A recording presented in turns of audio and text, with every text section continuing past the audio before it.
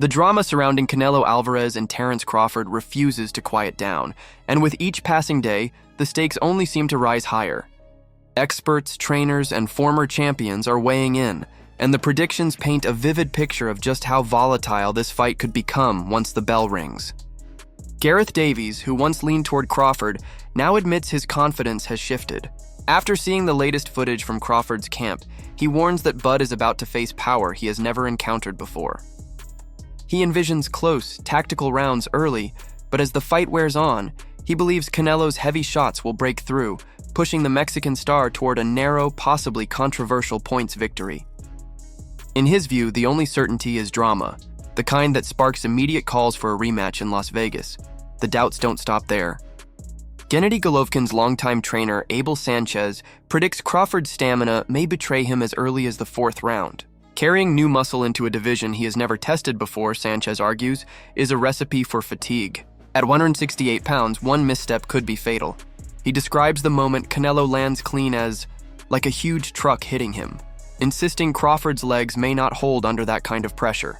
Sanchez even criticizes Crawford for waiting too long to move up in weight, suggesting the Spence fight should have been followed immediately by a shift into bigger challenges. By delaying, he warns, Crawford is now facing Canelo at the absolute peak of the Mexican's super middleweight dominance, and then there are whispers of injury. Reports suggest Crawford may be dealing with a shoulder problem midway through training camp. While unconfirmed, even the possibility sends ripples of concern across the boxing world. Shoulders are a fighter's foundation. Every jab, every hook, every block depends on them. A strain could sap his speed, dull his power, and worse, plant hesitation in his mind. Against a relentless puncher like Canelo, even a moment of doubt can cost a fight. At 37, Crawford has carefully managed his schedule, fighting only once a year to give his body the time it needs to recover. But this accelerated turnaround has stripped him of that luxury. If the shoulder is truly compromised, it may turn an already dangerous challenge into an impossible one.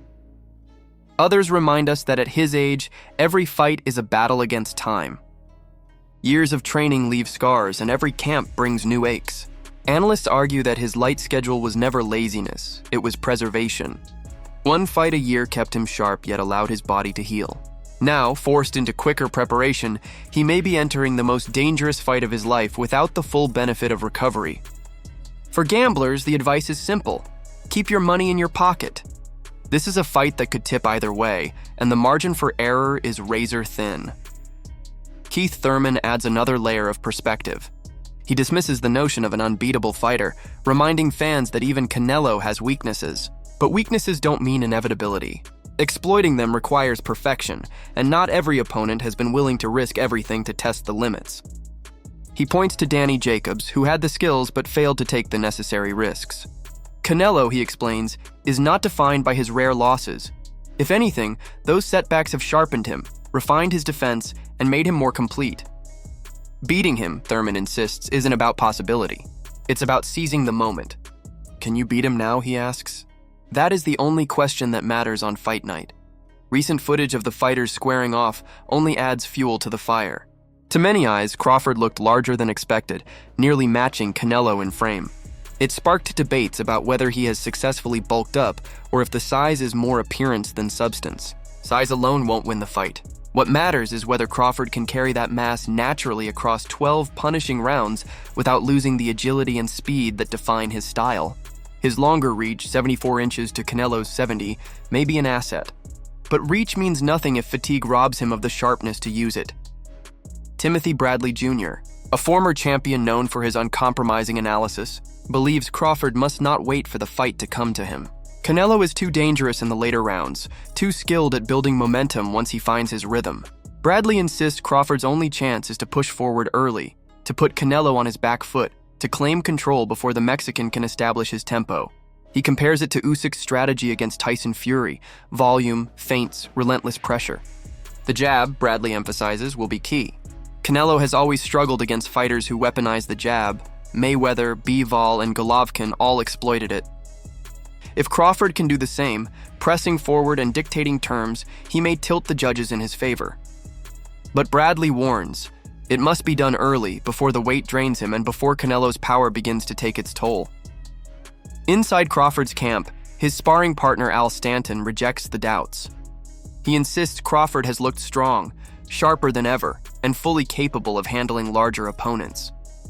To him, the adjustment to 168 pounds has not dulled Crawford's strengths, but instead enhanced his ability to hold his ground against bigger men.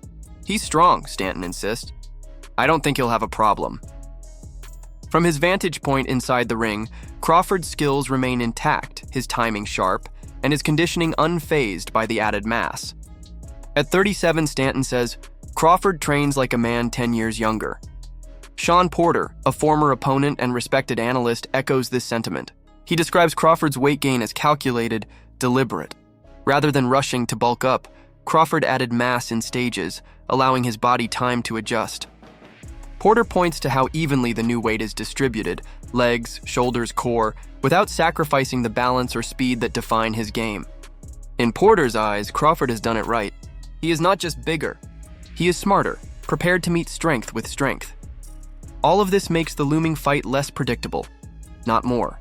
Crawford's potential shoulder injury hangs like a shadow. Canelo's proven strength at 168 looms large. The judges, always a factor in Las Vegas, could tilt the outcome in controversy. And then there is the simple truth that both men are generational talents, fighters who have long lived among the pound-for-pound elite. On paper, Crawford's skill set dazzles. In reality, Canelo's size, experience, and power may prove overwhelming. Somewhere in the middle lies the truth. A fight balanced on the thinnest of margins, one clean shot, one adjustment, one moment of hesitation enough to decide everything. The build-up has already become its own theater. Fans dissect the footage, debate the size differences, pore over sparring rumors, and argue over strategy. But none of that will matter when the lights dim in Las Vegas and the first bell rings. Then it will be Canelo's pressure against Crawford's precision, power against timing, experience against adaptability. And when the dust settles, boxing's history books will record not only the victor, but the story of how the fight was won. The only question left is this. Will Terence Crawford shock the world and cement his place among the sport's immortals? Or will Canelo Alvarez prove that size, strength, and experience remain the ultimate deciding factors? Drop your thoughts in the comments below, and don't forget to like and subscribe for more stories from the world of boxing.